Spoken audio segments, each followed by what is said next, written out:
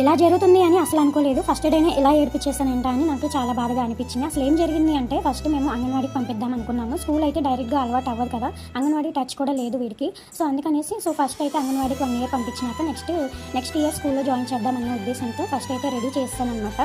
స్నానం చేపించేసి చక్కగా రెడీ చేసి టిఫిన్ పెట్టి పాలు ఇచ్చేసాను. నెక్స్ట్ బల్పము స్లేట్ వచ్చుకుని రెడీ అవ్వామన్నమాట వెళ్ళటానికి. సో నెక్స్ట్ అయితే ఇక్కడికి అంగన్వాడీకి అయితే వచ్చేసిన తర్వాత నెక్స్ట్ ఇక్కడ చాలాసేపు అయితే వెళ్ళను అని చెప్పేసి మారం చేశాడు. తర్వాత వాళ్ళ డాడీ ఏదో ఒకటి చెప్పేసి ఆ టాయ్ అయితే చూపించి ఎలాగోలా అయితే లోపలికి అయితే తీసుకెళ్ళాడు. తర్వాత మేడం కూడా చాలాసేపు రాలేదు. సో మేడం వచ్చేదాకా వెయిట్ చేసి తర్వాత లాక్ అయితే ఓపెన్ చేసిన తర్వాత ఇలాగ టాయ్స్ అయితే ముందేశారు. తర్వాత మేడం గారు ఆ టాయ్ చూపించి బ్లూ కలర్ టాయ్ తీయమంటే అది కూడా తీసాడు. చక్కగా సైడ్ పెట్టాడు. చక్కగా మేడం ఏది చెప్తే అది చెప్పాడు. అంతవరకు ఓకే. తర్వాత మేడం కొంచెం గట్టిగా అరవడం వలన కొంచెం వీడు కూడా భయపడిపోయాడు, చాలా భయపడిపోయాడు. సో అందుకనేసి వీడు కూడా వెళ్ళను అని చెప్పేసి మారం చేశాడు. తర్వాత మేము ఇక్కడ వీడికైతే సెట్ అవ్వదని చెప్పేసి అంగన్వాడీ అయితే చేంజ్ చేస్తాం.